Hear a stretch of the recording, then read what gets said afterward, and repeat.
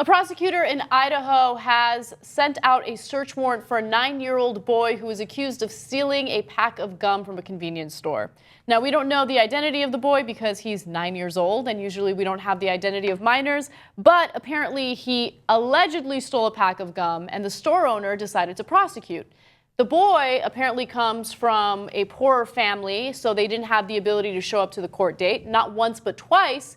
And as a result, the prosecutor had to issue a warrant for his arrest. Now, the 9-year-old boy has been arrested, and he's currently in a juvenile detention center until his court date. I mean, look, this is what we would have had as a caricature of what America was going to devolve into in our current state of the police overreaction and the police state that we have now.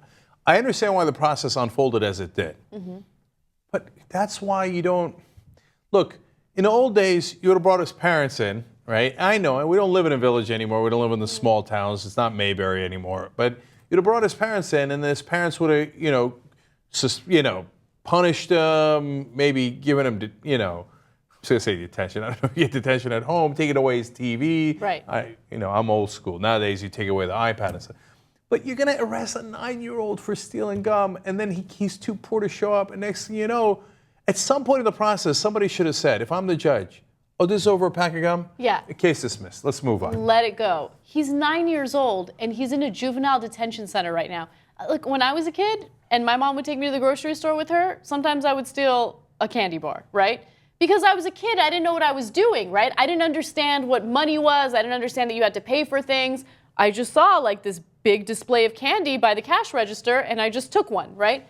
The thought of me serving any time for that is ridiculous. I mean, it becomes a self-fulfilling prophecy for a lot of kids, right? You treat them like they're criminals, then they're going to start believing that they're nothing more than criminals. Just to give you a crazy statistic, every year in the United States, we incarcerate 500,000 juveniles, and that's not including those that we incarcerate and try as adults, okay? We try a lot of teenagers as adults in this country, but even excluding that, 500,000 juveniles get arrested and incarcerated in the United States every year. Anna, to your point, my 4-year-old the other day when he was out with my wife, saw some toy that he liked, put it in his jacket pocket, they left, and then later Wendy found it, and she's like, what is this? And found out what happened. So we went back to the store, made him take it back and apologize to them. Okay. So thank God nobody found out in between, because there goes your 4-year-old, right? Jesus. And now look, in the old days, like for example, again, in the Mayberry example, you want to pull the 9-year-old into court and have Matlock yell at him? I know, mixing up a couple of those characters. And say, hey, stern talking to him, mister, okay, young man, okay? But the minute the 9-year-old is in there for the gum and there's a judge, don't put him in jail, don't put him in jail. I don't care what this is, don't put him in jail. But in current day America, the answer is punishment. We forgot the question, right? So just pack them up into warehouses and we'll deal with it later, because we've just gotten used to it. So that's why in Europe, when you hear sometimes the stories of the Breivik, the mass killer in Norway, complaining that he doesn't have PlayStation 3 or 4 or whatever. The newest PlayStation. The newest PlayStation that he wanted. They're having that conversation, which seems mental to us. Right. And we're having conversations about locking up 9-year-olds for taking gum.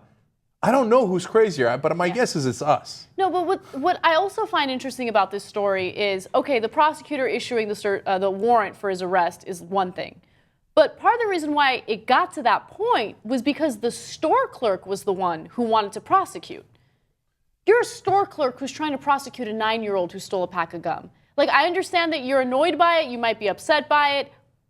Let it go, right? Let it go. Just ban the 9-year-old, ban the 9-year-old's family, whatever. Don't press criminal charges against a juvenile over a pack of gum. How pathetic is that? Again, don't get us wrong. You want to set the right example, right? But if you were trying to help them and you pulled the parent aside and you guys talked to the kid together, everybody's on board. You're not talking to the parent, you're trying to lock them, their 9-year-old up, we're not on the same team. Exactly. Yeah. And that's a concerted effort. I mean, let's just point out the kid is from meager means. So those are the people that get targeted more. If, we hear plenty of stories of rich kids or kids that come from money. They're just bored one Saturday night, so they decide to steal something way more significant than a pack of gum, and they go, oh, it's youthful exuberance. Oh, it's okay. His father's powerful and his money. So if he can get to his court date in his limousine, then there's no need. It's okay. Let it go. It's lets it go for people who already have something. You know, for people who come from a family that has issues, then you know you're gonna come down hard on them. You just reminded me of the story we did last year of that 16-year-old kid in Texas with the affluenza.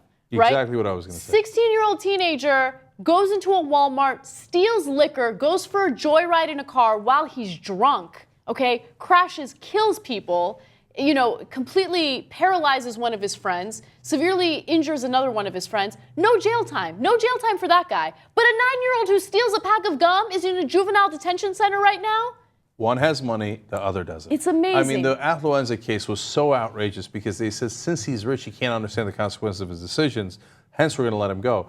But what Anna's point is, I mean, before he even killed the people in the drunk driving, he stole the liquor in the first place, a whole heap of it. But apparently, if you're rich, you're used to stealing, so you can't understand that that's not something you're not supposed to do, right?